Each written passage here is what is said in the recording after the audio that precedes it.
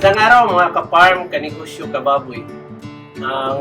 Ngayong araw na to, ipakita ko sa inyo kung anong nangyari sa pigiri ko.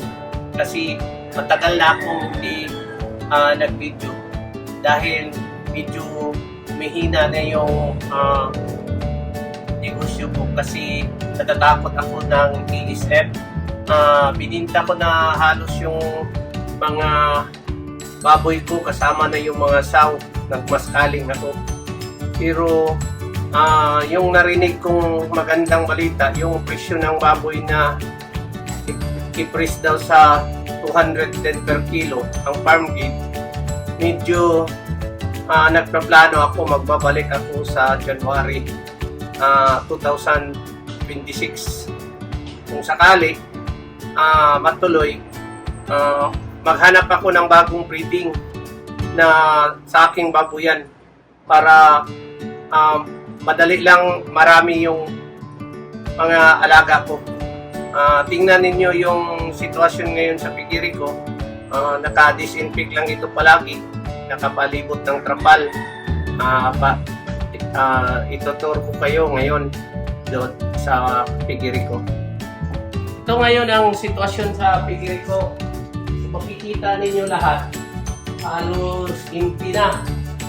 Wala nang mga alaga kasi na-dispose ko na dahil sa natatakot ako sa ESF. Ito ngayon nangyari. Malaki ang kulungan ko. Wala namang laman. Pero madali lang yang magbalik tayo kapag may kulungan tayo kung gusto rin natin. Kung tataas yung presyo ng baboy ngayon, yung sabi ng DE na mag 210 na sa farm gate, ito, lagyan ko ito. Itong pigiri ko. Sayang kasi, malaki kasi ang kulungan ko. Pero, ito, ang nangyari, walang mga laman. Ito. Doon sa unahan, medyo may kaunti. Ang ihaw lang, ang inilagay ko doon. May kaunting baboy lang, mga 3-4 lang ang inilagay ko para may kakainin na tayo, ihawin kung gusto tayo magkain, maglitson. So, nangyari yun. So, mga nursery ko, walang mga laman. Ito, ang daming kulungan, pati yung sasaw natin, ang sayang, malaki kasing investment nito. Pero walang mga laman. Ito naman ang second building ko para sa lactating, gestating pin. At saka dito naman yung mga alaga ko nung una, yung pagkatapos sa nursery, dito ko inilagay yung mga burlet at saka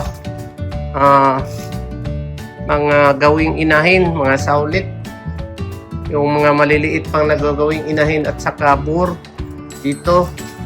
Ito na ngayon ang sitwasyon, nirehab ko yung mga simento medyo may sira dito. Tingnan ninyo ito, ito na ang sitwasyon ngayon sa pigiri ko. Ito namang sa gestating pin ko, wala nang mga laman, pero madali lang itong makabalik tayo. Walang problema pag medyo okay na yung presyo ng baboy. Kasi ang problema sa baboy ngayon sa atin, ups and down yung sa patining. Mas maganda yung sa atin sa inahin, yung lalo na yung sa mga biik, kasi medyo normal yung presyo.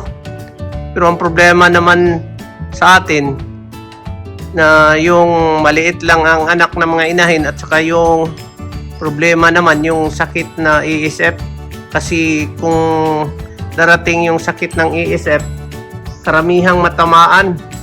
Palaging matamaan yung una, yung inahin. Yun ang problema. Medyo na-discourage ako sa pigiri. Pero hiniisip-isip ko, sayang naman yung kulungan ko kung hindi magamit. Baka sa ulit. Kasi aabot ng mga 9 years, hindi man ako na natamaan ng ESF. Natakot lang ako. Baka ma-ESF ako ulit. Yun ang darating yung sakit ng ESF. Yun lang ang tinatakutan ko kasi malaki kasing financing natin. Sa ulit naman kung babalik tayo, siguruhin natin na mag-disinfectant tayo at saka yung hindi tayo papasok ng mga tao at saka ito may mga trapal na naka-ready yung mga trapal doon kung sakaling magbalik tayo. Ito na-ready ko na. Hintayin lang ninyo ang pagbabalik sa Palbans Farm. Kaya nung una, aabot tayo ng almost 50 sows yung sa atin. Ngayon, wala na. Hintayin ninyo ang pagbabalik sa Palbans Farm. Sama-sama tayo ulit sa ating pagbababoy. Maganda kasing bintahan ng baboy pag ngayong panahon, yung December hanggang May. Sana ganon din ang presyo ngayon. Sa January, may awa ng Diyos, babalik ako. Hintayin lang ninyo yung next video ko pag makabalik na ako ng pag-alaga ng mga baboy at saka yung mga bagong breeding ko para makita ninyo. Tingnan ninyo sa susunod kong video sa mga bagong alaga ko. Baka by January, babalik na ako sa pag-alaga ng baboy. Maghahanap tayo ng bago namang financing na pera para pang-finance natin dito sa Piggery Farm ko. Huwag kayong magsawa pagsubaybay sa aking YouTube channel. Sana palagi kayong manood kung may bago akong video. Shout out na lang sa lahat kong subscriber na medyo matagalan akong hindi nakapag-video sa inyo kasi medyo na busy din kaya itong sa piggery ko medyo wala nang laman. Maraming salamat sa inyong lahat.